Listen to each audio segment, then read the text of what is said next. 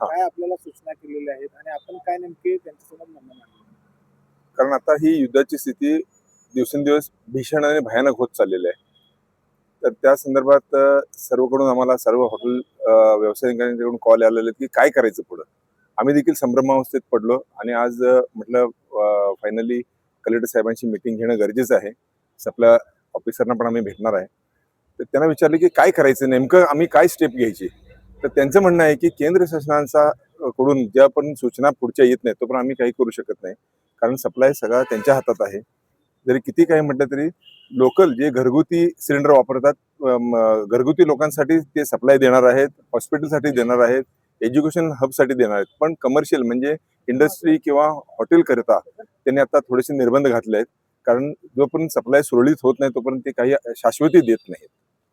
हे आताची पोझिशन ही आहे. आपली भूमिका असणार आहे. चालकांकडे कितपत गॅस पुरवठा आहे आपली आताची परिस्थिती काय आहे? हा, हे बघा कसं असतंय, गॅस हा एक स्फोटक वस्तू असल्यामुळे जास्त स्टॉक करून ठेवू शकत नाही. चुकून कुठेतरी काय झालं तर ते सगळंच त्याचं खराब होऊ शकतं. त्यामुळे आम्ही अगदी लिमिटेड किती 7-8 दिवसाचा स्टॉक असतोय. आता तुम्ही जाणतेस की 7-8 दिवस युद्ध होऊन झालेलं आहे. तरी पण आम्ही ओढून ताणून कसं तरी करून टायमिंग मध्ये बदल करून, म्हणजे समजा आता आपण डोसा सकाळपासून संध्याकाळी ठेवत असतो तर आता सकाळी 7 ते 11 परत मध्ये बंद, परत 4 ते 6 म्हणजे नाश्त्याच्या वेळा आणि जेवणाच्या वेळा वेगळ्या करून त्याप्रमाणे काय करता येते काय ह्याच्याबद्दल स्टडी करायला लावलोय.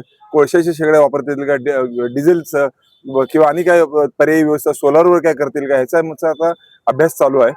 आणि असं स्टॉक कोणाकडे नाही सर खरं सांगायचं म्हणजे. आणि सगळ्यांना आम्ही सूचना दिल्यात की काही कुठलीही परिस्थिती येऊन दे छोटे सिलेंडर्स तुम्ही कृपा करून वापरू नका.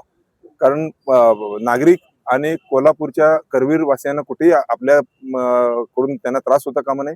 आणि हॉस्पिटल्सना इव्हन तुमचं एज्युकेशन हब्स आहेत जिथं महत्वाचे जिथं निर्णय हे घेतला तर त्यांना प्राधान्य द्यावं असं मी आज सगळ्यांना आवाहन करतो. आणि तसं बघायला गेलं तर जास्तीत जास्त माझ्या मते 1-2 दिवस कसं बसं आम्ही काढू असं वाटतंय. त्यानंतर देवाच्या हातात. कोरोनाची वेळ लोकल लोक तुम्ही येऊ नका जेवायला, ठीक आहे. बाहेर नाही टुरिस्ट काय करायचं, कारण हॉटेल हे होम अवे फ्रॉम गॅस आणि पाणी हे जर ह्यातलं कुठलीही वस्तू जर बंद पडली, एखादी लाईन बंद पडली तर कुठलाही व्यवसाय म्हणजे हॉटेल व्यवसाय गोत्यात येऊ शकतो. आता ती अवस्था आमच्याला थोडक्यात करोना सदृश्य थोडंसं वातावरण होईल. पण करोनात काय व्हायचं, लोक स्वतः निवेदन देऊ का, तर ते काय म्हटले की निवेदन आता काय नको, कारण का हे नॅशनल प्रॉब्लेम आहे.